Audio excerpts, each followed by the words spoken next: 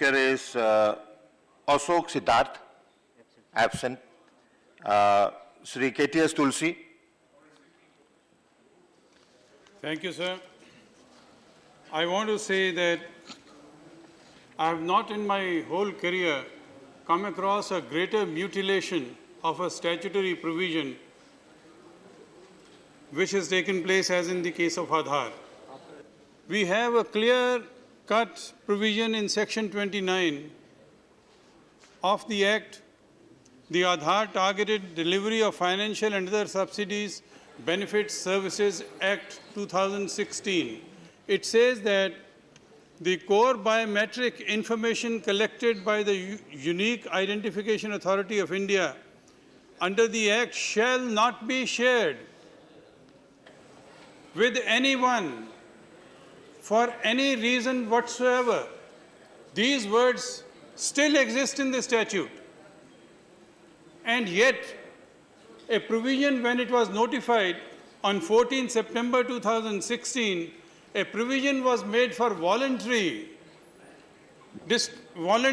agreement to allow the information to be used for some other purpose. And as Mr. Jairam Ramesh Miller pointed out that it's like putting a gun to your head, that if you don't get this, then if you don't agree to the sharing of this information, you are not going to get any benefits.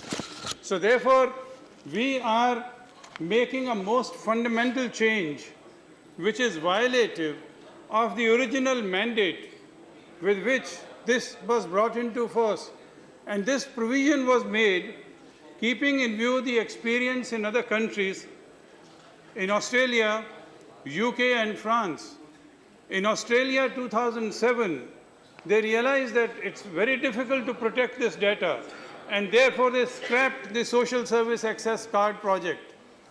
In France, Theresa May, who was at that time the Home Secretary, in 2010 said that national security and civil liberties have to be balanced, and therefore we cannot permit the use of this biometric information for any other purpose, and since it cannot be assured, therefore it was scrapped. Again in 2012, the French court held their provision to be unconstitutional.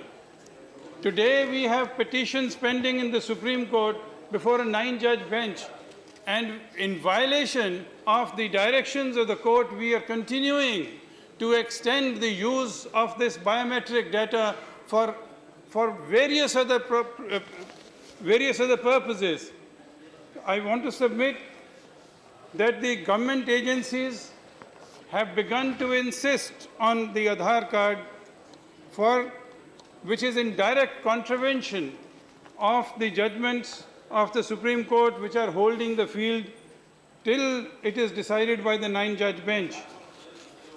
My greatest concern is with regard to the privacy and security, and when we have Pakistan and China in the neighborhood, to what extent our massive database is safe. And for that purpose, Mr. Nandan Nilekani gave an assurance to the committee at that time that the data will be stored in an encrypted form, which was the highest. The data is encrypted in highest 2048-bit encryption, which takes 1,000 years to crack. And this provision in Section 29 was made because then it was not meant to be shared with anyone. It is only during the linkage that is created that the data becomes vulnerable. There are two serious flaws, because during these transfers, the government at that time had assured that this will not be shared with anyone. By making it available now to the banks and to the various agencies, we are creating a heaven for the hackers. And therefore, I submit that the safety of the information is in jeopardy if we continue to extend its use to other facets than they were intended to. Thank you, sir. Thank you. The next